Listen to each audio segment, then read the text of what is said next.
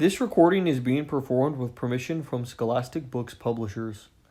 The Lion, the Witch, and the Wardrobe by C.S. Lewis. Chapter 16. What happened about the statues? What an extraordinary place, cried Lucy. All those stone animals, and people too. It's like a museum. Hush, said Susan. Aslan's doing something. He was indeed. He had bounded up to the stone lion and breathed on him. Then, without waiting a moment, he whisked around, almost as if you had been a cat chasing its tail, and breathed also on the stone dwarf, which, as you remember, was standing a few feet from the lion with his back to it. Then he pounced on a tall stone dryad which stood beyond the dwarf, turned rapidly aside to deal with a stone rabbit on his right, and rushed on to two centaurs. But at that moment Lucy said, "Oh, Susan, look! Look at the lion! I expect you've seen someone put a lighted match to a bit of newspaper, which is propped up in a grate against an unlit fire. And for a second nothing seems to have happened, and then you notice a tiny streak of flame creeping along the edge of the newspaper. It was like that now. For a second after Aslan had breathed upon him, the stone lion looked just the same. Then a tiny streak of gold began to run along his white marble back. Then it spread. Then the color seemed to lick all over him as the flame licks all over a bit of paper. Then, while his hindquarters were still obviously stone, the lion shook his mane, and all the heavy stone folds rippled into living hair.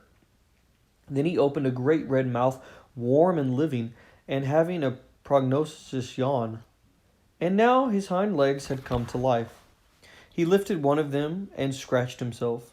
Then, having caught sight of Aslan, he went bounding after him and frisking around him, whimpering with delight and jumping up to lick his face. Of course the children's eyes turned to follow the lion, but the sight they saw was so wonderful that they soon forgot about him. Everywhere the statues were coming to life. The courtyard looked no longer like a museum. It looked more like a zoo. Creatures were running after Aslan and dancing around him till he was almost hidden in the crowd. Instead of all that deadly white, the courtyard was now a blaze of colors. Glossy chestnut sides of centaurs, indigo horns of unicorns, dazzling plumage of birds, red-brown of foxes, dogs and satyrs, yellow stockings and crimson hoods of dwarfs, and the birch girls in silver, and the beech girls in fresh, transparent green, and the larch girls in green so bright that it was almost yellow.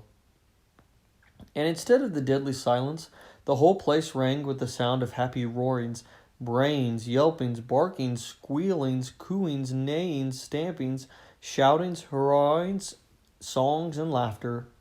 "Oh," said Susan in a different tone, "look, is it safe?" Lucy looked and saw that Aslan had just breathed in the feet of a stone giant. "It's all right," shouted Aslan joyously. "Once the feet are put right, all the rest of him will follow." "That wasn't exactly what I meant," whispered Susan to Lucy, but it was too late to do anything about it now, even if Aslan would have listened to her. The change was already creeping up the giant's legs. Now he was moving his feet. A moment later he lifted the club off his shoulder, rubbed his eyes, and said, "Bless me, I must have been asleep. Now, where's that dratted little witch that was running about on the ground? Somewhere just by my feet it was."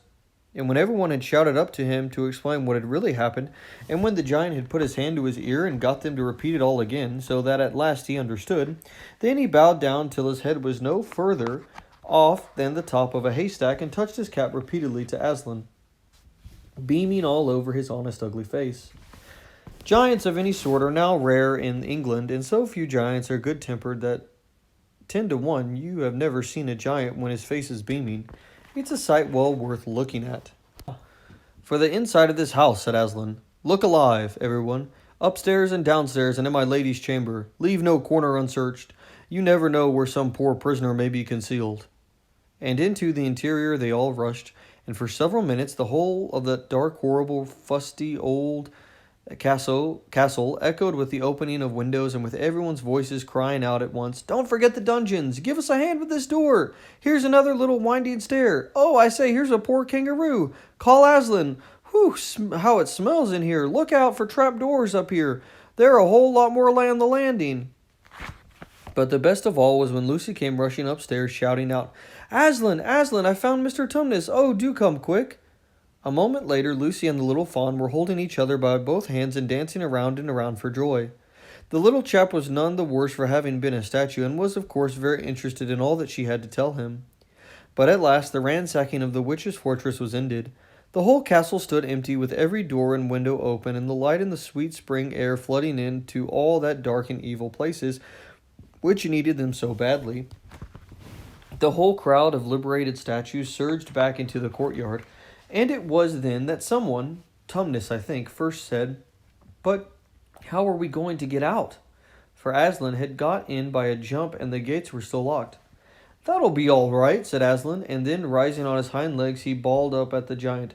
"Hi, you up there," he roared. "What's your name?" "Giant Rumblebuffin, if you please, your honor," said the giant, once more touching his cap. "Well then, Giant Rufflebuffin," said Aslan, "just let us out of this, will you?" "Certainly, your honor, it will be a pleasure," said Giant Rufflebuffin. "Stand well away from the gates, all you little uns."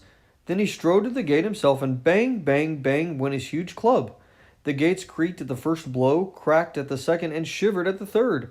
Then he tackled the towers on each side of them, and after a few minutes of crashing and thudding, both the towers and a good bit of the wall on each side went thundering down in a mass of hopeless rubble. And when the dust cleared, it was odd, standing in that dry, grim, stony yard, to see through the gap all the grass and waving trees and sparkling streams of the forest, and the blue hills beyond that, and beyond them the sky. "Blowed if I ain't all in a muck sweat," said the giant, puffing like the largest railway engine. "Comes off being out of condition. I suppose neither of you young ladies has a thing as a pocket handkerchief about you?" "Yes, I have," said Lucy, standing on tiptoes and holding her handkerchief up as far as she could reach. "Thank you, missy," said Giant Rufflebuffin, stooping down. Next moment Lucy got rather a fright, for she found herself caught up in mid-air between the giant's finger and thumb. But just as she was getting near his face, he suddenly stared, and then he put her gently back on the ground, muttering, "Bless me, I've picked up the little girl instead. I beg your pardon, missy, I thought you was the handkerchief." "No, no," said Lucy, laughing, "here it is."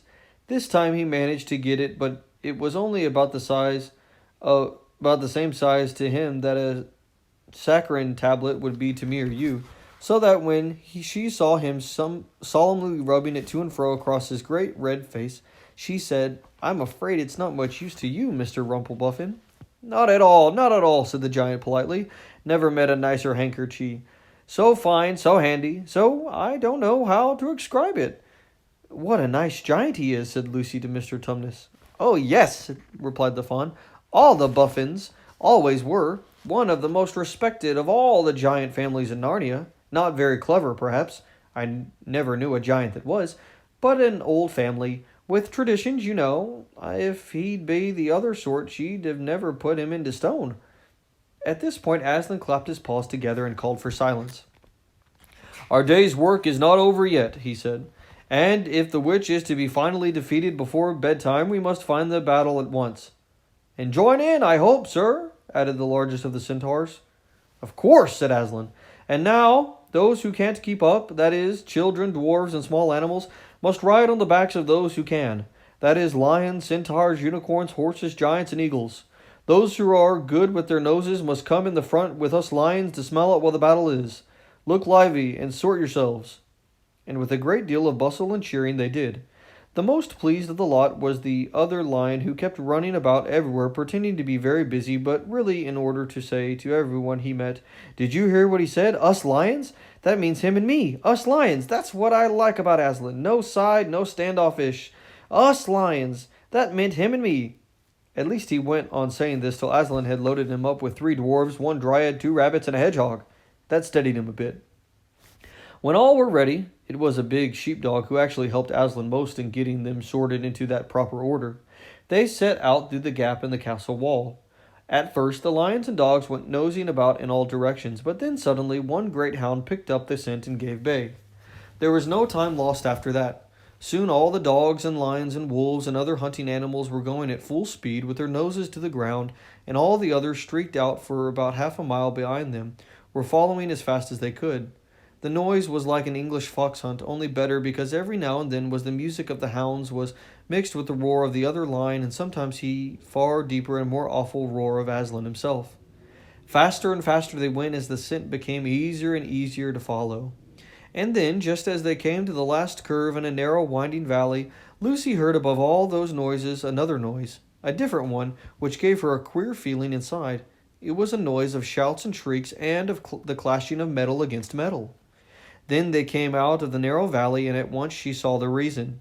There stood Peter and Edmund and all the rest of Aslan's army, fighting desperately against the crowd of horrible creatures whom she had seen last night. Only now, in the daylight, they looked even stranger and more evil and more deformed. There also seemed to be far more of them. Peter's army, which had their backs to her, looked terribly few, and there were statues dotted all over the battlefield, so apparently the witch had been using her wand. But she did not seem to be using it now. She was fighting with her stone knife. It was Peter she was fighting, both of them going at it so hard that Lucy could hardly make out what was happening. She only saw the stone knife and Peter's sword flashing so quickly that they looked like 3 knives and 3 swords. That pair were in the center. On each side the line stretched out. Horrible things were happening wherever she looked. "Off of my back, children!" shouted Aslan, and they both tumbled off. Then, with a roar that shook all of Narnia, from the western lamppost to the shores of the eastern sea, the great beast flung himself upon the White Witch. Lucy saw her face lifted toward him for 1 second with an expression of terror and amazement. Then lion and witch had rolled over together, but with the witch underneath, and at the same moment all warlike creatures whom Aslan had led from the witch's house rushed madly at the enemy's lines. Dwarves with their battle axes, dogs with their teeth, the giant with his club and his feet also crushed dozens of foe, unicorns with their horns, centaurs with their swords and hooves, and Peter's tired army cheered, and the newcomers roared, and the enemy squealed and gibbered till the wood re-echoed with the din of that onset.